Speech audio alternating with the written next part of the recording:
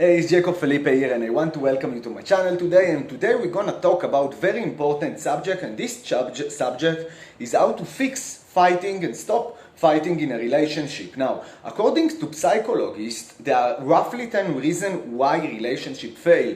This include trust issues and unmet expectation and compatibility, just to name few. Fighting consistently can also lead to a troublesome relationship, and if handled poorly, could end the relationship altogether. While fighting in a relationship is normal, and let's face it, no one is perfect, there are ways to stop fighting and handle your conflict with poise and understanding. Fighting well takes time and commitment to get to the root of the problem, no matter what is it. If you are in a relationship where you find yourself fighting more than having fun with your significant other, be rest assured there are ways to stop fighting and enjoy each other more. Now, how you stop the fighting in the relationship? If you are tired of fighting with your significant other, here are some ways you can halt it before it gets worse. So the first way is dodge the defensive. What does it mean? It's normal and natural to want to become immediately defensive when a fight suddenly happens. You may feel attacked, you may feel blamed for something you didn't do, and it's very annoying. Like taking criticism or statements from your partner as personal only adds fuel to the fire. But objectively evaluating the situation is the best course.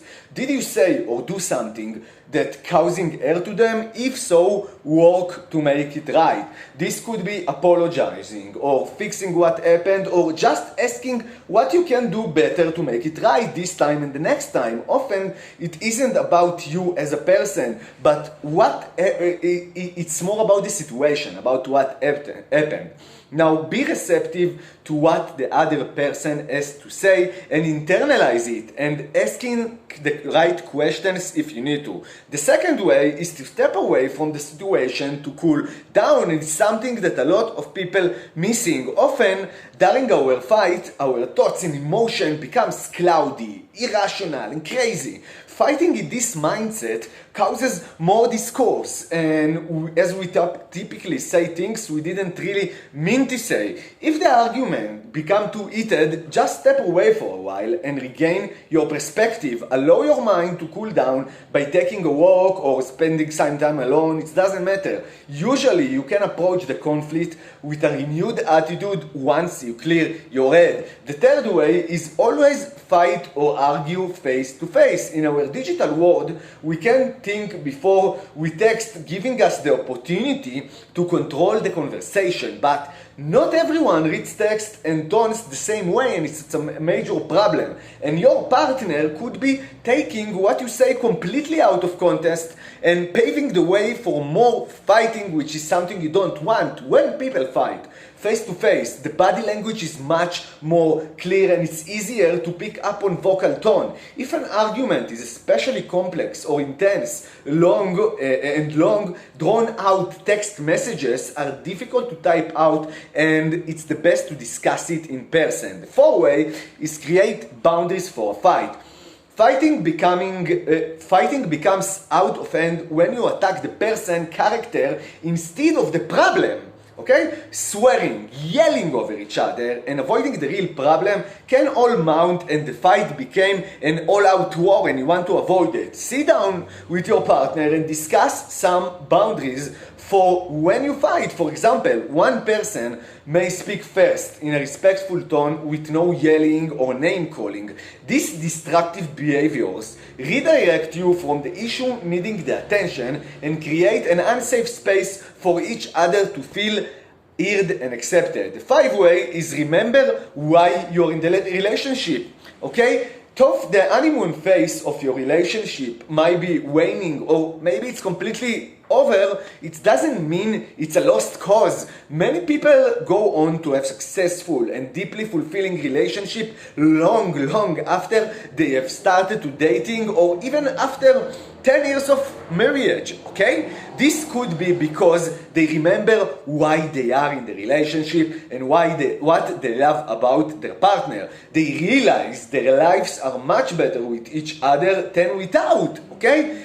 And everyone has their baggage and their personal problem, and it's important to remember in the end of the day this thing, okay? And this gives the relationship something to fight for. The sixth way is take care of the conflict as soon as possible. Couples who allow problems to intensify break up sooner than those who approach conflict quickly, not speaking up and letting our feeling simmer, bruise unspoken resentment or bitterment, which could permit the relationship, and it's not something you want to do. Now, this is damaging, especially if the other partner does not know. Coming clean about our feelings or issues and laying it all out on the table forces us to walk through those problems, so there's nothing waiting in our mind throughout the course of the relationship, okay? Now, the seven is to consider therapy. If the fighting seems too difficult, which is happens sometimes, and it's hard to handle it by your own, or you're feeling lost, just consider couples therapy. It's not a bad thing. Couples who choose to receive therapy can learn to relate and to understand each other better and themselves, and that's actually what I do with my clients. And it's amazing how in such short time I can get to my clients amazing results, because I came from the out with all my experience, and I have just a better view from someone who is emotionally involved with all this fighting. Therapy or consultation, they give you an opportunity for a third party to peek inside your relationship and identify problem areas you may overlook. A good therapist provides practical steps to work towards peace in your relationship. They can offer techniques to help you work through arguments and disagreements, and it's very important. Couple therapy or consultation, it's an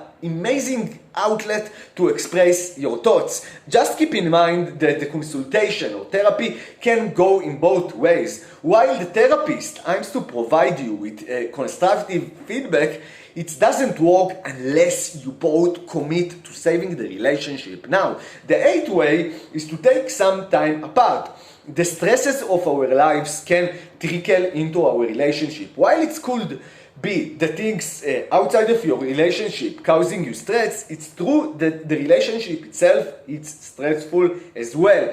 Think about taking time apart from each other. It could be a weekend alone, or just time with friends to enjoy some place, or just something you like to do and love to do. I want you to be encouraged at times that couple need to spend time apart and not judge you for this. It doesn't mean bad thing. This could be for various reasons completely individual to the couple. It's not necessarily a sign that the relationship is in trouble. Nevertheless, time away provides you with a different perspective and point of view on your relationship. If you return to believing the relationship is at end, discuss it with your partner. Now to summarize, I want you to stop fighting and start enjoying each other. Every couple goes through rough patches, but constant fighting in a relationship is tiring and it's draining. When you stop fighting, you start to enjoy your relationship and each other, and it just feels much better. Take these steps